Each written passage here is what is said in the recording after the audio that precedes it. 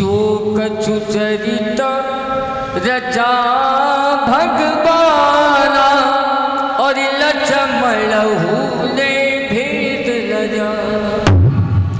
जिस चरित्र को भगवान रचते हैं, जिस लीला को प्रभु ने रचा है, इसके भेद को जब उनके भाई बन के आए लक्ष्मण और वही लक्ष्मण बलराम बन के आए, तो जब उन्होंने नहीं जाना तो हमारी आपकी औकात क्या? हम और आप कहाँ से जान पाएंगे प्रभु की भेद, प्रभु की माया का?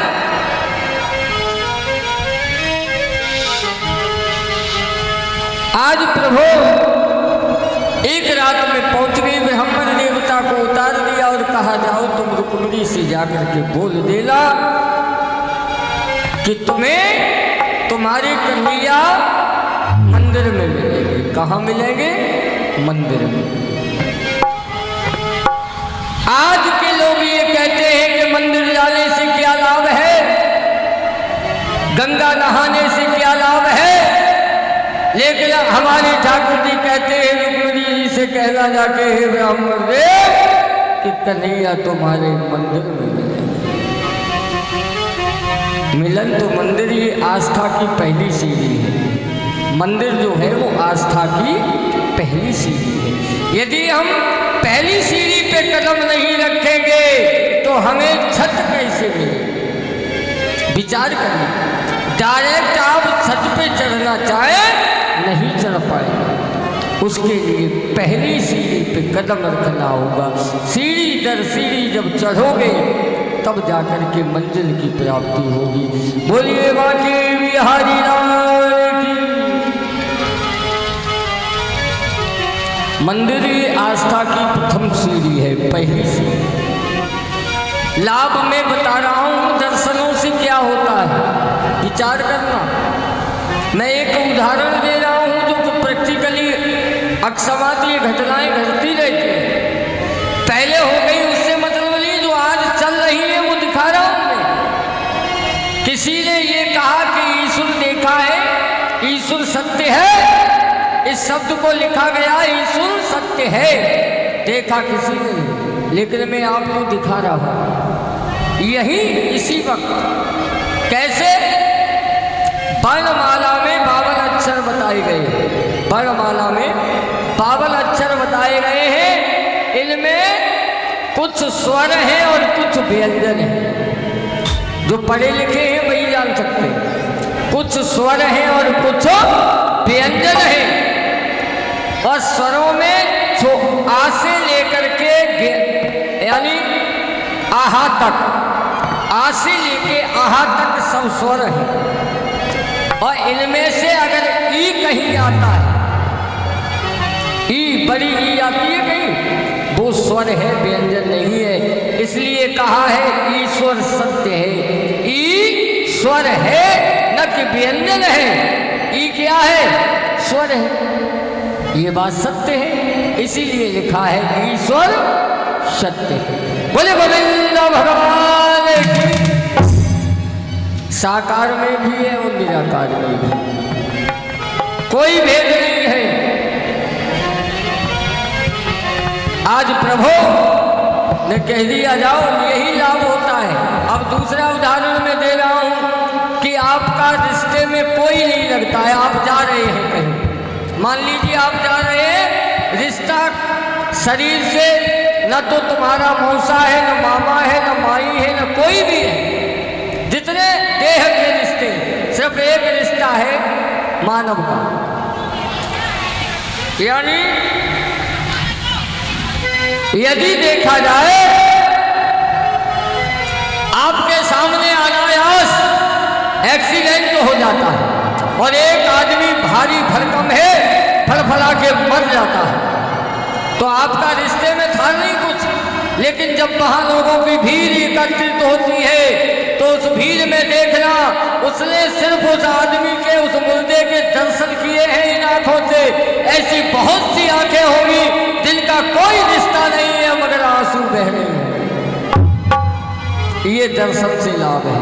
बोलिए गोविंद भगवान की। यही लाभ दर्शनों का, ये प्रैक्टिकल है।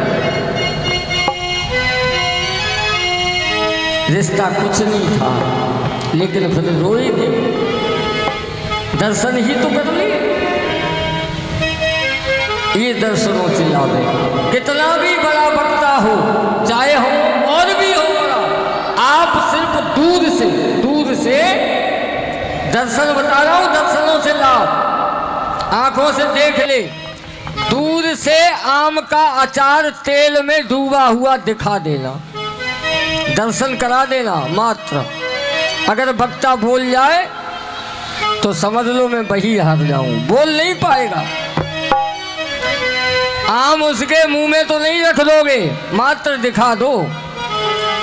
कच्चा आम की जब बात होती है ना, तो लोगों के मुंह में बातें करते पर ही पानी आ जाता है, और जब उसको दिखा दोगे तो मुंह में पानी आएगा, और पानी आया तो वक्ता बोल नहीं पाएगा। बोलिए गोविंद भगवान की। ये दर्शनों से लाभ है।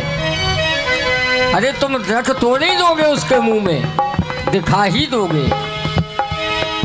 आज जैसे ही देखिए लड़की की शादी होती है तो ये शास्त्रों में आया है, नियम है, और फिर जहाँ जैसी रीति होती है वैसा व्यवहार होता है। विवाह संस्कार में कहीं कहीं तो जैसे सिंदूर मांगने के लिए लड़कियां जाती हैं, तो गौरा के मंदिर में गौरा पूजने के लिए जाती हैं, कहीं कहीं धोबी के यहाँ से सिंदूर मांग की रस्म की जाती है। ये शादी में है। लेकिन आज मैया सिंदूर मांग करने के लिए कहाँ आई? भोलेनाथ गौरा मैया का पूजन करने मंदिर में आई, जहाँ भगवान कन्हैया भी पहले से विद्यमान है।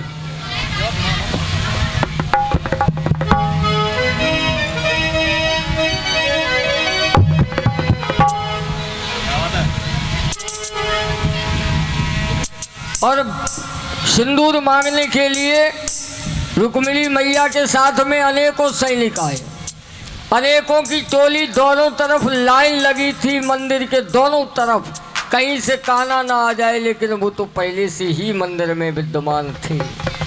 ये सैनिकों को नहीं मालूम था।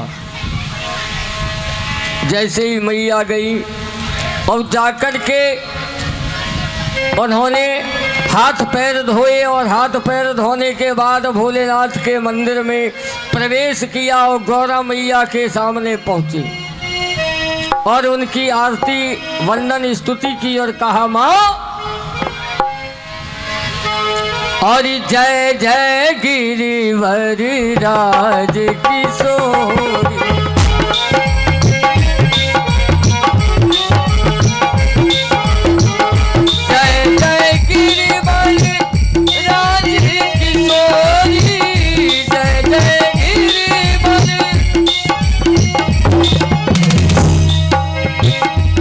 महेश मुख चंद ठकुर,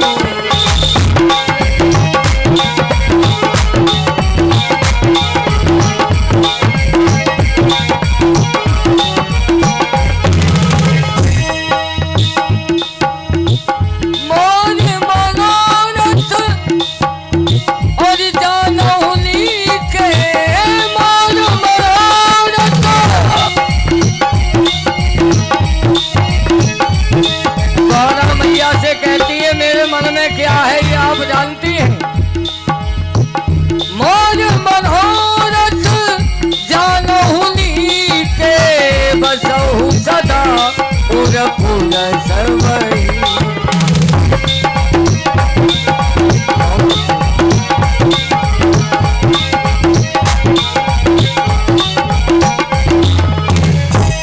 मेरे मन में क्या है, मैं क्या लेके आई हूँ। हे गौरा मैया, तुम तो जानती हो, क्योंकि तुम्हारा वास सबके हृदय में है। आप तो जानती हैं, उन्होंने भी हृदय में वास बताया है, और हमने कहा था भक्ति का वास कहाँ है? हृदय में है। श्रद्धा होगी तभी भक्ति प्रकट होगी, और श्रद्धा का रूप कौन है? गौरा मैया। भवानी शंकरौ वंदे श्रद्धा विश्वास रूपिणौ, दोनों उन्हीं का रूप है। और यही काम जो है सीता मैया ने भी किया था।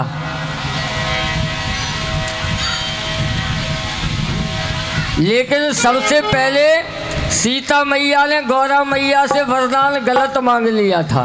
गलत, जब तक राम जी का दर्शन नहीं हुआ तब तक ता से पहले ही वरदान मांग लिया। और कौन सा वरदान मांगा था जानते हो? कि निज अनुरूप सुभग वर मांगा। सीता मैया ने कहा था जैसे हम हैं तैसे ही हमारे पति मिलने चाहिए। निज अनुरूप, अपने रूप जैसा ही रूप मांग लिया था, लेकिन मामला फिट नहीं बैठा। सीता मैया का रंग कैसा था, कोई बता सकता है? सीता मैया का रंग कैसा था? सीता मैया यानी पृथ्वी से कहाँ से निकली? पृथ्वी से, ये तो जानते ही। और पृथ्वी से जो चीज निकलती है वो कैसी होती है? पीली। दाना डाल के देखो, अंकुरण होगा तो पीला ही होगा। और एक प्रमाण और है, पृथ्वी के अंदर मेढक रहते हैं। मेढक पहली बरसात होती है तो निकल के ऊपर आते हैं, देखा होगा कैसे होते हैं? पीले। जो मालूम पड़ता है दशहरी आम पड़े हुए है। इससे पता हो जाता है, सिद्ध हो जाता है कि अपनी पृथ्वी मैया का तत्व पीला है।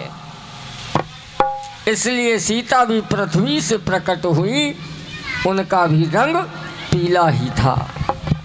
तो उन्होंने अपने रंग जैसा रंग मांग लिया, लेकिन भगवान राम का रंग कैसा था? सामरा। और जब राम को देखा तो सीता मैया ने कहा, आहा, जे हम का कर आए, हमने तो अपने जैसा वरदान मांग लिया।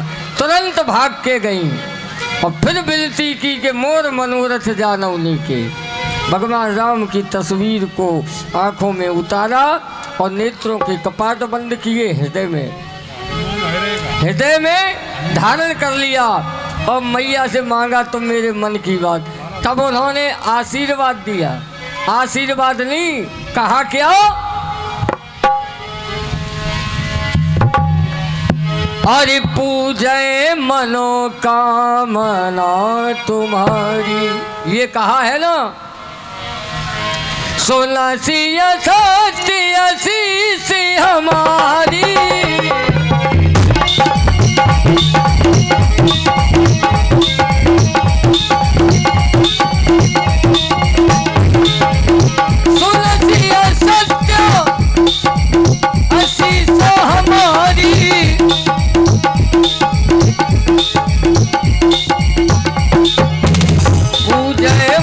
कामना तुम्हारी।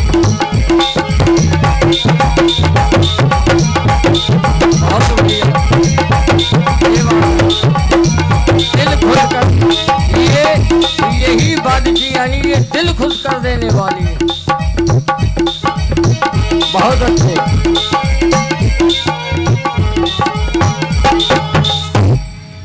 यहाँ पे ये नहीं लिखा बाबा ने कि पूरी होए मनोकामना, यानी गौरा जी ने ये कहा कि पूजे है मनोकामना तुम्हारी, जो तुम मन में लेके आई हो जिस तस्वीर को, उनकी तो पूजा हम भी करते हैं। पूजे है मनोकामना तुम्हारी। राम को लेके गई, राम की तो पूजा वो भी भोलेनाथ भी करते। आज देखिए जैसे ही रुक्मिणी मैया ने ये मांगा है वरदान के हे माँ, हमारे मन में है वो आप जानती हैं, वही प्रदान करें। तो पूजा करके पीछे मुड़ी और जैसे ही मुड़ी घूमी पीछे घूमते ही एक कोने में मंद मंद मुस्कुराहट करते हुए हमारे ठाकुर जी खड़े। बोलिए माँ के बिहारी लाल की, बोल द्वारिकाधीश महाराज की। रुक्मिणी ने एकदम पैरों पे गिर गई। प्राणनाथ, भक्तों को बहुत सताते हो, बहुत देरी लगाते हो। प्रभु कहते हैं जो आनंद देरी में है वो आनंद और कहाँ है। आनंद तो देरी में ही है, काम खत्म होने के बाद तो फिर महाराज परमानंद है। बोलिए गोविंद भगवान की। हाँ, आनंद तो देर ही में है। देखो इंतजारी में जो कहते नहीं है, अगर आपको कहीं जाना हो, फलाने रूट पे जाएंगे, हमें बस का इंतज़ार करना है, उस समय तुम अपने दिमाग को देखो, खड़े हो जाओ रोड पे, बस आ नहीं रही है, आ नहीं रही है, तुम इतना बोर हो गए। देखो आज एक बस ना है, और बस आई और बैठे और खुद तो जो जब इंतजारी में जो आनंद आ रहा था वो बैठने के बाद कहाँ है महाराज? सीताराम है। यही है तो आनंद में आनंददायक। कहा प्राणनाथ, उन्होंने कहा अब आप हमारे पास हैं, अब जिम्मेदारी हमारी है कि इतनी सेना लगी, उतनी सेना क्या कर ली, अब तो जो करना है वो हमें करना है। तो देखिए प्रभु ने रुक्मिणी मैया का हाथ पकड़ा, जिन्हें ये रुक्मिणी हरण कहते हैं, लोग उन्हें रुक्मिणी का हरण नहीं कहना चाहिए। रुक्मिणी मैया राक्षसों के बीच में थी, दैत्यों के। अब उनमें से सबसे बड़ा दैत्य रुक्मी था, उन्हीं का भाई। रुक्मिणी के पिता भी चाहते थे कृष्ण और रुक्मिणी का विवाह हो, अन्य भाई भी चाहते थे, और बहन तो और कोई थी नहीं। माँ भी चाहती थी, विदर्भ देश की जनता भी यही चाहती थी कि भगवान कृष्ण के साथ इनका विवाह हो। तो अकेला वो क्या करता? तुम्हारे साथ अगर 80 वोट हो और 20 विरोधी हो तो 20 क्या कर सकते हैं? 80 तो तुम्हारे साथ हैं, तो विजय तुम्हारी होनी है। विरोध में खड़े रहो, चिल्लाते रहो, तुम्हारी कोई सुनने वाला नहीं है। सरकार तो 80 वालों की बननी है। हाँ, ऐसे हाथ पकड़ के इतनी तेजी से मंदिर से निकले हैं जैसे कमान से तीर निकलता है। याद रखिए, जैसे बंदूक से गोली निकलती है। इतने सेना खड़ी थी और सबके सर पर पैर रख के, यानी टच करते हुए उन्हें यही महसूस नहीं भयो कि हमारे सर में किसने टच किया है। मामूली से मालूम पड़ी कि हवा चली है, बाहर उड़ रहे हैं। इतना वेग था, इतनी तेज गति थी। और सबसे आगे जहां गरुड़ का झंडा लगा था, उनके रथ पर बिठा लिया, वहां से लेके रुक्मिणी मैया को चले हैं। जब तक वहां सेना देख पाती तब तक तो प्रभु ने काम अपना कर लिया। मालूम पड़ा रुक्मी गया, उसने भरी सभा में प्रतिज्ञा की अपने पिता के सामने, यदि मैं कृष्ण को नहीं जीत पाया तो फिर आके मैं मुंह नहीं दिखाऊंगा, लौटूंगा ही नहीं। उसने रथ डाल दिया भगवान के पीछे, काफी दूर तक ले गए। देखा प्रभु ने आ रहा है, रथ रोक लिया, इशारा किया, आइए साले साहब, पहले तुम्हीं से हम निपटे। हाँ, तुम्हीं से हम निपटे। रथ रोका, अब वो दुष्ट एकांत में प्रभु से ले आए। अगर वहां मारते तो भोली भाली जनता का भी, कहते हैं एक पापी नाव में बैठा है तो सारी नाव डुबो देता है। इसलिए एकांत में प्रभु से ले आए। और इतने क्रोध में एक बार यदि अपने सुदर्शन चक्र का सुमिरन कर ले, एक बार सुदर्शन चक्र उंगली पे आ जाए तो वो अपना काम करके ही वापस जाता है। ये नियम है। जैसे ही भगवान ने क्रोध में हाथ उठाया तो रुक्मिणी ने पैर पकड़ लिए। अगर सुदर्शन का आवाहन हो गया तो रुक्मी मारा जाएगा। कहते हैं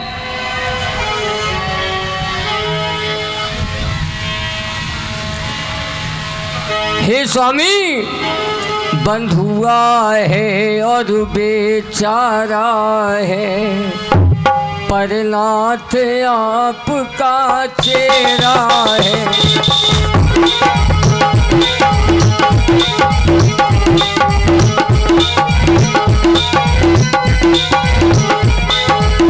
रुक्मिणी मैया ने बचाया है, इसे कहते हैं भाई बहन का प्यार।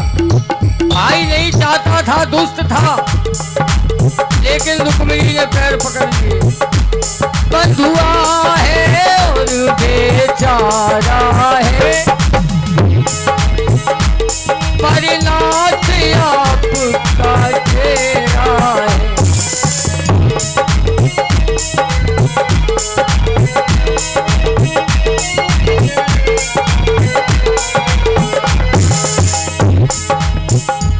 मारो मत, मारो मत मेरे प्राणनाथ, आखिर ये भाई मेरा है।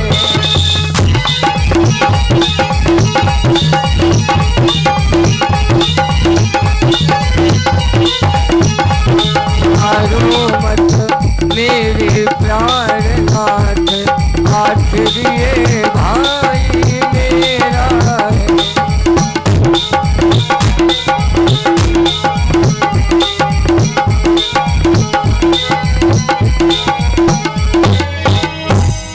रुक्मिणी ने पैर पकड़ लिए, प्रभु ने क्षमा कर दिया, जाओ। और देखिए उसने प्रतिज्ञा कर ली थी, उसने प्रतिज्ञा कर ली थी मैं लौट करके नहीं आऊँगा, तो वो लौट करके नहीं गया। विदर्भ देश में उसने एक अपना अलग नगर बसाया जिसका नाम भोजकट रखा गया। और उसी भोजकट में, उसी भोजकट नगरी में आगे भविष्य में महाराज भोज हुए हैं। बोलिए गोविंद भगवान की। विधिवत प्रभु आए,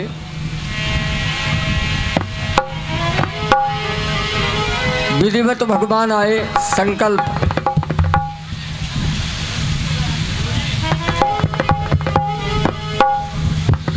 अच्छा जी, बहुत बहुत धन्यवाद। हमारे जयपुरिया जी महाराज आए हैं। खाटू श्याम का भजन होगा, लेकिन ये होना है आरती के बाद। कथा की आरती विश्याम पहले नहीं, जो नियम है कथा की आरती के बाद। आपको समय मिलेगा। धन्यवाद, स्वागत है, आप यहाँ पधारे हैं। आप बैठिए, बैठिए थोड़ी देर। देखिए भगवान रुक्मिणी मैया को लेकर रास्ते में तब तक महाबलिराम आ गए। अरे कन्हैया तेने मोकू नहीं बतायो। अरे दाऊ भैया तुम्हें बताने वाली बात नहीं थी हमारी, ये हमने अकेले ही मामला सुलझा लिया है। कोई ज़्यादा वैसी बात होती तो आपको हम बताते। दाऊ को इसलिए नहीं बताया, शेषा अवतार हैं, तामसी हैं, और तामस जहाँ ज़्यादा क्रोध होता है वहाँ बात बिगड़ भी जाती है। जहाँ सीधी उंगली से घी निकल आए तो काहे उसको टेढ़ा करना पड़े, इसलिए दाऊ को नहीं बताया। दाऊ को क्रोध आ जाएगा, घमासान होगा, युद्ध होगा, इसलिए अकेले गए और रुक्मिणी मैया को ले आए। और द्वारिका में आकर के विधिवत वेद रीति के अनुसार, वेद रीति के अनुसार विवाह संस्कार जैसे देव विवाह का, ब्रह्म विवाह कहा गया है, वैसे ही विवाह संपन्न होता है। झांकी लेके आए, झांकी, हाँ